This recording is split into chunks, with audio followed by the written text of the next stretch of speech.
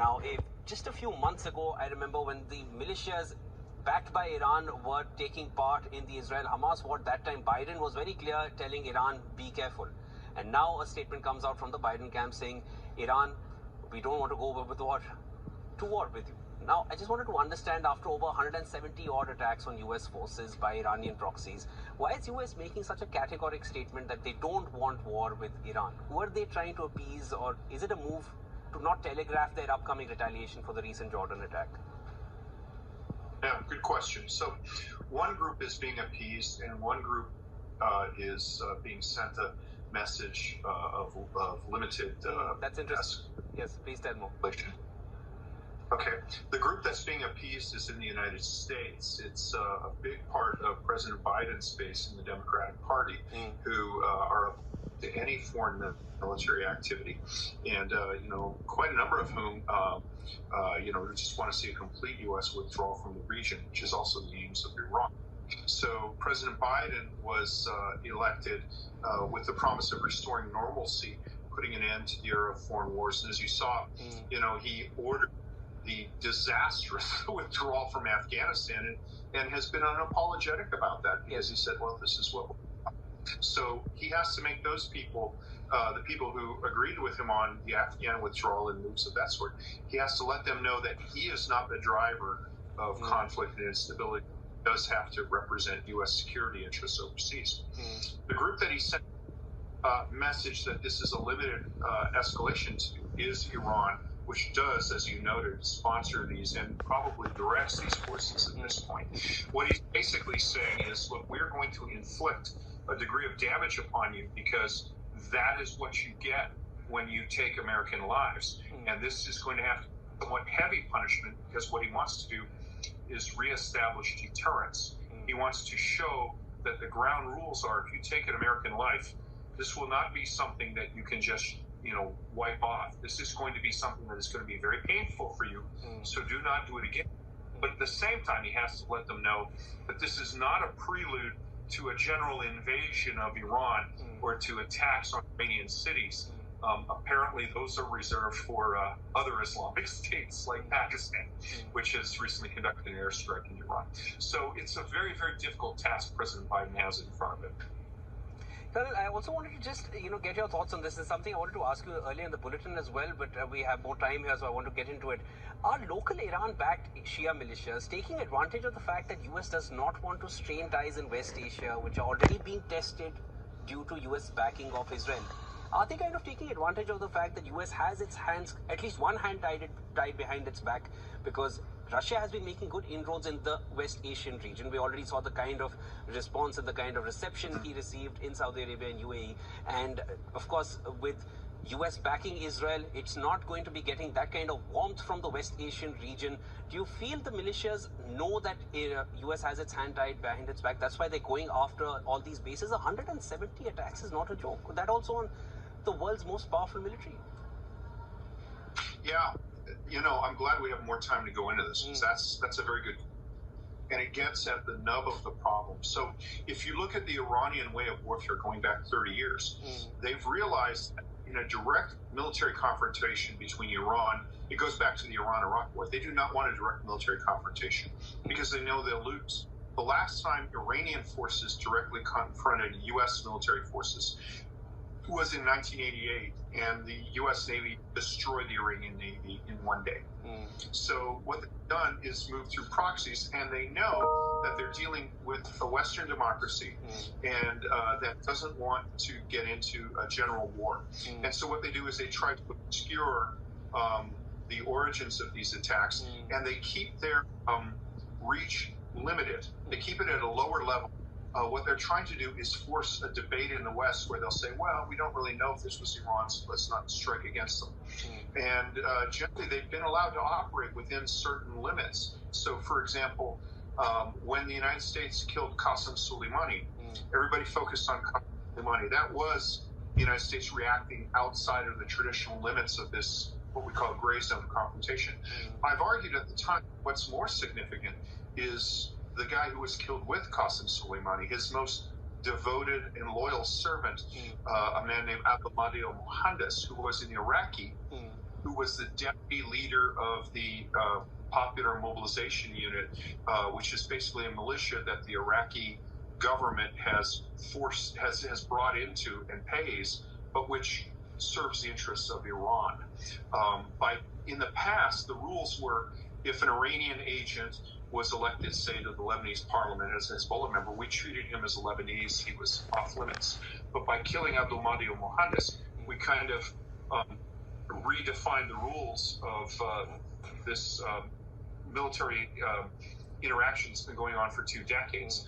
And I think that the killing of 3 American soldiers is beyond those established norms. And I think the United States has to establish deterrence in a strong and powerful manner. But at the same time, they have to let Iran know that this is not the prelude to a general invasion, that they can, in fact, de-escalate, and that this is not a mechanical series of escalations that will inevitably lead to general war. Yeah, I wanted to take it a little further from here also. Just again, as you mentioned, what had happened earlier in the 80s, there was another incident which took place. I wanted to ask and take your thoughts on it. If you think that can serve as some kind of a precedent here. If you recall what happened in 1983 after the deadly Beirut barracks bombing, where 241 US military personnel died and Ronald Reagan pulled back the Marines from there a few months later. Do you feel there is a possibility of that happening again? And with such precedents, what options does US have today regarding the kind of attacks that their forces are facing at the moment? Well, so the Marine barracks is the model that Iran hopes to follow. So what they see there is that they inflicted a very large blow on U.S. forces the United States left. And so that's basically the model they're trying to emulate as their strategy by setting up a number of proxies. The Persian Iranians have set up a number of Arab forces to do their dirty work for them. Most of the who fight and die on behalf of Iranian interests in the modern era are Arabs. So they will fight to the last Arab to get rid of Americans in the region. That is the model they hope to do. They were aided by the fact that the Marine deployment, which also had a significant number of Army forces in support, that lacked strategic guidance and strategic purpose. And my fear is that the U.S. presence in Syria today doesn't have an overall strategic purpose. Where we originally deployed there to counter Daesh, but now we're there to prevent a lot of bad things happening. That's not the same as having overall theory of strategic unity. And I've argued with other people in the U.S. government about this, so my view is not universally shared. So I think they focused on Syria because that's where they view both. We have small numbers, limited interests. The government of Syria, the genocidal government of Syria, does not want us there, obviously, because we're them from total control. And they see it as a marginal U.S. deployment. And both the Trump administration and the Biden administration haven't really made the case to the U.S. public for why we're in Syria. So the average American was, why are we in Syria? And if the Iranians are successful in inflicting significant casualties on us, then the question will be the same as in Beirut. Why are we there in the first place? And if you don't have a convincing argument for that, then it's hard in a democracy to maintain forces there. I also wanted to come to something which has happened more recently. It's a development that we have been tracking since, a few hours, of course, but it's being reported that there was confusion over the enemy drone, and this is regarding the recent attack in Jordan, that there was a confusion regarding the enemy drone and a U.S. drone that was also returning to the same base at the same time. Now, I'm just thinking around the current scenario. 170 attacks have already happened. It's all military bases, all outposts, they're already on high alert.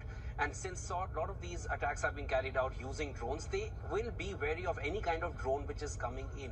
And I'm sure they have the know-how and the technology to differentiate between a friendly drone, a home drone, and a foe or an enemy drone. I want to understand, US bases have already been attacked all these, so many times in these months. What could possibly have led to a failure like this, that they were unable to differentiate? I know the investigation is not complete yet, but this is the initial statement which has come out, and that in itself raises a lot of questions. Yeah, I'm glad you raised that, because this allows me to address a couple of things. So the first is, we have a lot of technology, but technology is not fail-safe, and at the end of the day, people operate these things. And if you have 170 attacks and one gets through, that's less than 0.5% failure, which is, an engineer considers that a pretty efficient system. But of course, we're dealing with human lives here. But if you look at it in the totality, dispassionately, it's not surprising that at some some opportunity, defenses will fail, and you'll have a loss of life. And so the argument that President Biden's detractors have been making from the start is, why are we just playing defense? What we need to do is inflict serious damage on them to, make it unthinkable for them to try to. This the news. Why they talking about drone? What happened here is a pretty common thing, where the reports are, and we don't know, and I have to emphasize, first reports in war are always wrong. We don't know what happened, but it appears that with the U.S. drone returning to base, and that an Iranian-provided drone followed that drone, so that when the operators picked it up, they merged the two signals and thus didn't intercept the Iranian drone because they thought it was a U.S. drone. This is a pretty common phenomenon where one aircraft signal is mistaken for another. So tell us what to do to time it. What's wrong with these people? Approaching Latakia, Syria, over the Mediterranean, a number of Israeli fighters. They did time it because they know, which is a common technique. they thought it was gonna be U.S. drone. Pick up the Russian signal and not that's why they do that. Israeli signal. And what happened was they picked up the So Israeli they time it for it to go out. So when their and say, alright, you're gonna come back in this 3 hour time, so make it do like 2.5 hours. So that's what they did. The Russian killed 22 Russians. The U.S. shooting down